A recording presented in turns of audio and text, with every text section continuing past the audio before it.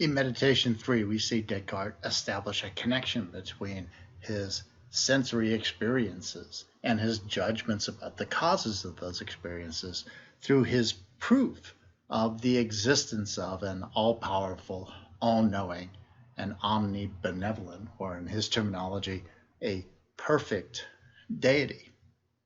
So, job done, game over. I've done my work here. Turns out not so much. Turns out that that solution, just like the skeptical argument itself, is more powerful than Descartes intends. So what we'll discover is that Descartes realizes his proof of the existence of God makes it impossible for him to err in his judgments. That, he thinks, surely can't be the case because he clearly does err in his judgments. And therefore, he needs to come up with an explanation for how it is that he could ever make mistakes, given the existence of this all-powerful, all-knowing, and omnibenevolent deity. And so he needs to explain this error in a way that lets God off the hook, as it were, in a way that locates the causal nexus of error in something besides God. And so we'll see that Descartes does just that. Descartes locates the source of errors in his judgment in himself, and specifically in his excess of will. That is, when he doesn't discipline his will so that he uses his ability to make these judgments in a way that is consistent with what God intended.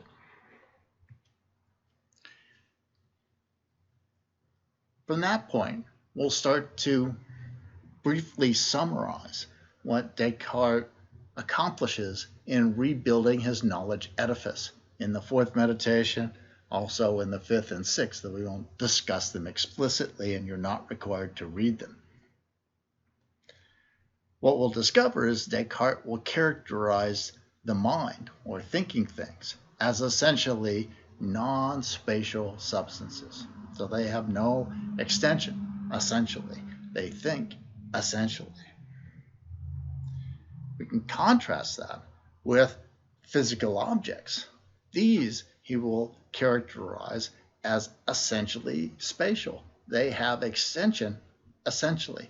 They are essentially non-thinking substance. Then we'll summarize what Descartes himself recognizes as the current limits of his reconstruction of his knowledge edifice, both in the fourth meditation, but also in the fifth and sixth meditations, when he reflects upon what he has accomplished. Then we'll turn our attention to some contemporary perspectives on the meditation. So what is it that contemporary philosophers, and specifically epistemologists, have taken away from Descartes' epistemic ruminations? And finally, we'll end this lecture by looking at one criticism that has been offered of Descartes' solution to his evil demon skeptical scenario, namely what's called the Cartesian circle.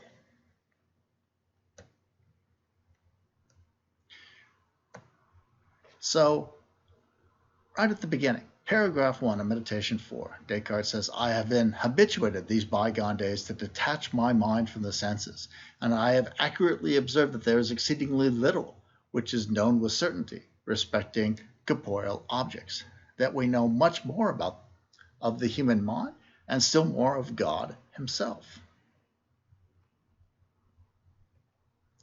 I am conscious that I possess a certain faculty of judging or discerning truth from error, which I doubtless receive from God, along with whatever else is mine. And since it's impossible that he should will to deceive me, it is likewise certain that he has not given me a faculty that will ever lead me into error, provided I use it aright. So Descartes has proven the existence of this all-powerful, all-knowing, omnibenevolent deity, this perfect deity. And deception is an imperfection. Deception is a evil or a defect. And so this deity could never lead him into error, could never deceive him. But, Descartes thinks, and there would remain no doubt on this head. So I'd feel completely confident in what I've accomplished here. Did it not seem to follow from this that I can never therefore be deceived? For if all I possess be from God, and if he planted in me no faculty that is deceitful, it seems to follow that I can never fall into error. So Descartes has fallen into a conundrum. The existence of an all-powerful, all-knowing, and omnibenevolent deity seems to preclude the existence of evil or defects or imperfections. And error is an evil, a defect, an imperfection in his mind. And hence, it can't be that it exists. But, he notes,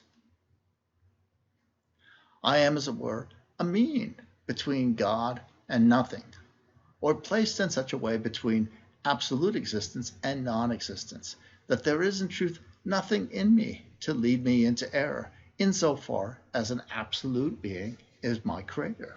But that on the other hand, as I thus likewise participate in some degree of nothing or non-being, in other words, I am not myself the supreme being, and as I am wanting in many perfections, it is not surprising that I fall into error. So Descartes says, look, it's clear that I make errors in judgment. It seems to follow from my proof of the existence of this all-powerful, all-knowing, omnibenevolent, or perfect deity that I can't possibly make mistakes. And so I need to come up with some explanation for how it is possible that there are, in fact, mistakes, that I fall into error. And the way that he wants to do this is to, as it were, ontologize or render into the way the world is the mechanism for his error. So he is finite. He is imperfect. And it's this limitation in him and not in the mechanisms of the deity and not in the faculties that the deity has given to him that he finds his source of error. So in paragraph 4, he tells readers, and I hence discern that error, so far as error is not something real, which depends for its existence on God, but is simply defect, and therefore that in order to fall into it, it is not necessary God should have given me a faculty expressly for this end, but that my being deceived arises from the circumstances that the power which God has given me of discerning truth from error is not infinite. Whence then spring my errors? They arise from this cause alone, that I do not restrain the will, which is of a much wider range than the understanding, within the same limits but extended it even to things I do not understand. And as the will is of itself indifferent to such, it readily falls into error and sin by choosing the false in room of the true and the evil instead of the good. So what is the source of Descartes' error? It's his willfulness. It's his willing himself to make judgments that exceed his limited faculty for making judgments. It is, in effect, his fault and not God's fault.